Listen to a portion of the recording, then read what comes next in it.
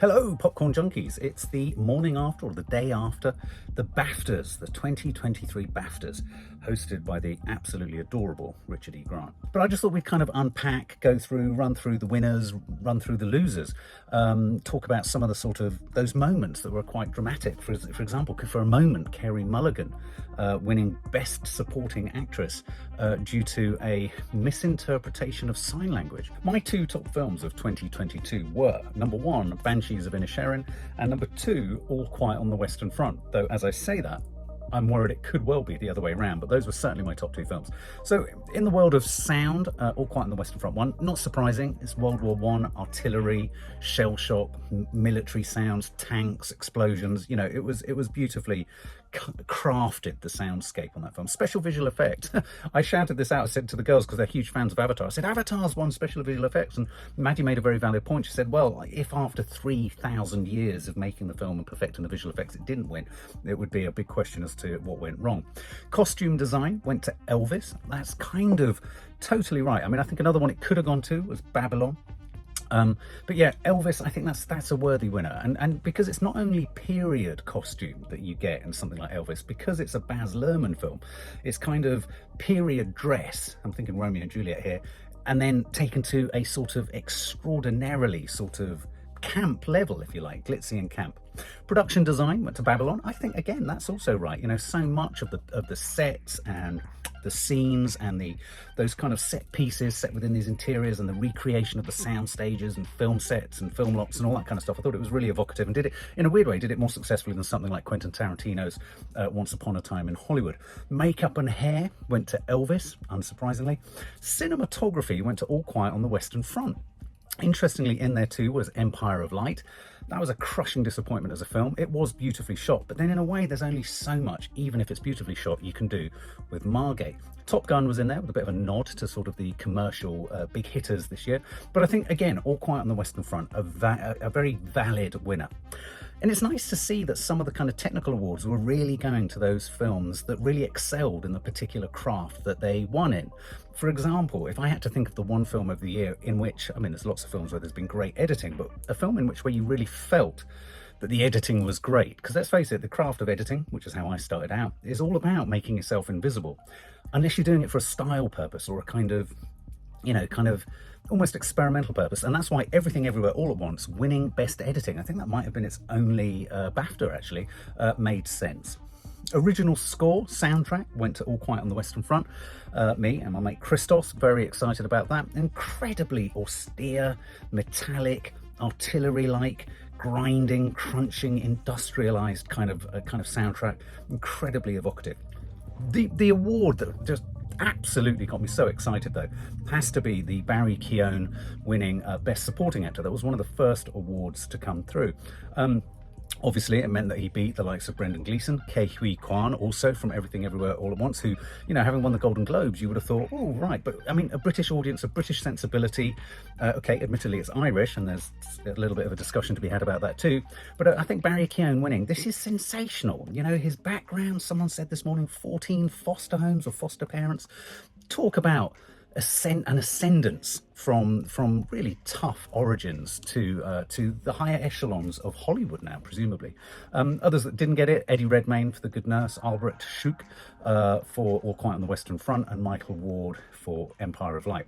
Best Supporting Actress, this is another absolute win. This is absolutely brilliant. Kerry Condon, who an absolutely wonderful, searing, complex, layered, deep performance in Banshees of Inisherin, playing obviously Padrick as played by Colin Farrell's sister, and in many regards she's the sort of female anchor of the film that kind of highlights, in a sense, the stupidity of men in many respects. But Kerry Condon won. But of course, she nudged out the way Angela Bassett, Hong Chow from The Whale, Dolly De Leon from Triangle of Sadness, Carey Mulligan from She Said, though for a moment it looked like she could have won it, and Jamie Lee Curtis from Everything Everywhere All at Once. Again, the fact that Angela Bassett didn't win is, you know, there's another sort of topic of debate to be had there too. Leading actor went to Austin Butler. Frustrating. I think personally I would have liked to have seen it go to Colin Farrell or Brendan Fraser. I didn't really feel that Paul Mescal, Bill Nighy, Daryl McCormack were really in with a chance, but it's just great that they've been nominated. Austin Butler, he's on screen for almost 2.5 hours. I mean, in terms of performances, he gave it absolutely everything. So in a sense, I think that's the right winner. Even though secretly I think I'd have liked Colin Farrell to win. But even then, I would have liked Brendan Fraser. But in a weird way, you've probably seen our review of The Whale. Whilst his performance was great, he was let down, I felt, by the rest of the film. Leading actress, oh my God.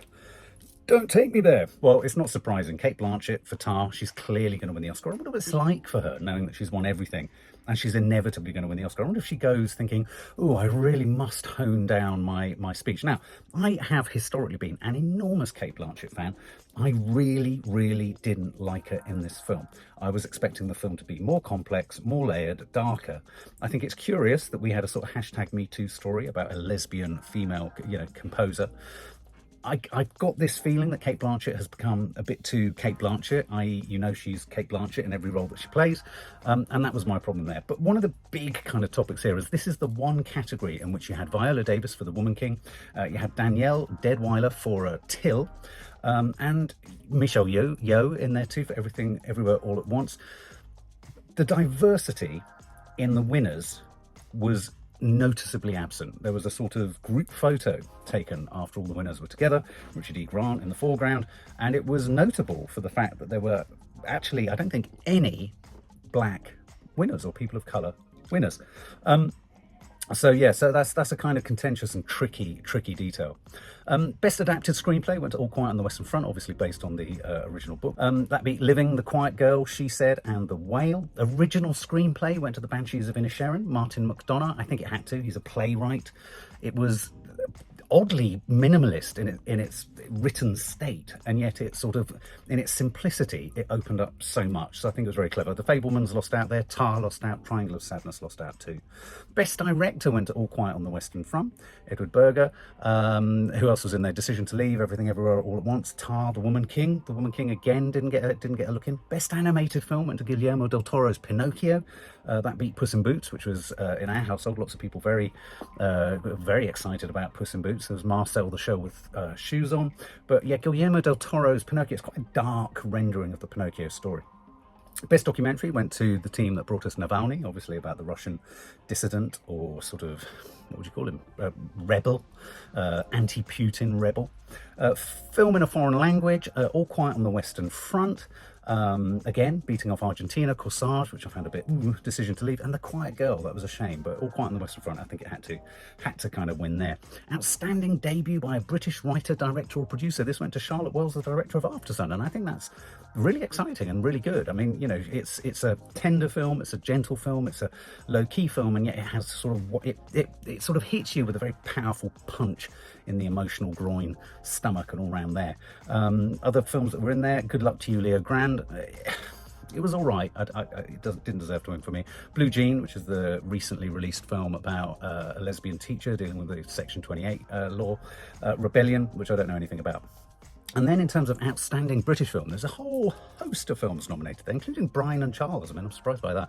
It was good, but I didn't think it was that good. And Roald Dahl's Matilda the Musical. I hear it's good, but is it good enough to be nominated for a BAFTA, really? I feel like they just chucked every single British film that was made in it. See How They Run. I thought that was a ghastly film, and that was in there too. So the winner was The Banshees of Inisherin, and of course, what's the controversy around this? It was hardly a controversy, but outstanding British film. It's an Irish film about the Irish question, tackling issues of, the IRA and the Civil War and a reunion of Ireland and all that kind of stuff. So, bit of a stretch to call it a British film, maybe. I don't know. So, and then of course, best film. So this film wins best foreign film and best film. Goes to All Quiet on the Western Front, beating off the Banshees, Elvis, Everything Everywhere All at Once, and Tar. And I think this is interesting. It sort of leaves the game wide open for the American Oscars.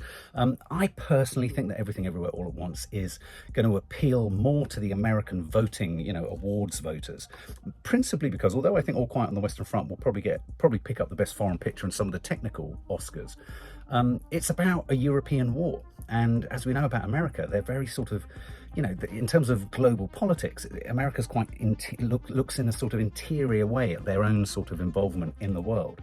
There was no American aspect to All Quiet on the Western Front. So that's why I think, in a weird way, I think Everything Everywhere All at Once might be the one that surprises us there, or possibly, perhaps, Banshees of Inisherin, because of course there's an enormous Irish population in America. But I do think that the debate around diversity and representation now at the BAFTAs, worryingly so at the Oscars, right at the nomination stage, is going to be the big thing that comes out of award season this year. It does seem strange that absolutely no one of colour won anything at the BAFTAs, and it looks like very few people of colour were nominated for anything at the Oscars. So watch this space. I think we're gonna hear a lot more about that, and I think deservedly so. It does seem particularly strange, doesn't it? So there you go. Those are the BAFTA winners, the BAFTA contenders. It kind of, as I say, it tees up quite a sort of open field for the Oscars coming very soon. What are your thoughts? What do you think were some of the terrible omissions in both the nominations and the winners? Who do you think deserved to win?